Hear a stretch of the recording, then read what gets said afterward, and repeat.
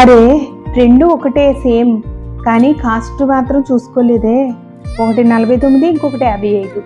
అయ్యయ్యో, ఒక్కొక్క బాటిల్ దగ్గర నాకు 6 రూపాయలు నష్టం జరిగింది. ఏమండి ఏమండి, ఏమైంది?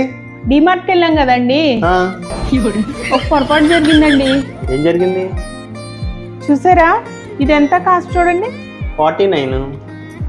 ఇది చూడండి 55. సేమ్ సైజ్ అండి. ఓన్లీ ఒక 6 రూపాయలే కదా.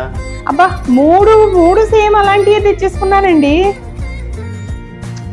ఓన్లీ ఇప్పుడు అక్కడ అంత దూరం వెళ్ళడానికి పెట్రోల్ ఖర్చు కూడా అంతే అవుతుంది. అలాగని కాదండి, కొంచెం మార్చి వచ్చేద్దామండి.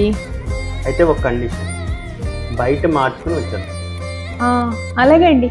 ఓన్లీ మీరు తీసుకెళ్తున్నారు కదా చాలు. చూసారా నాకు ఎంత నష్టం వచ్చిందో.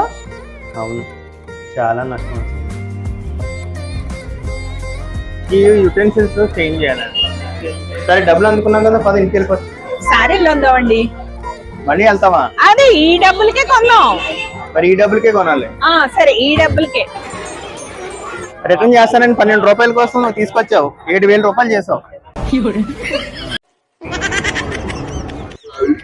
어머, 진짜. 어머.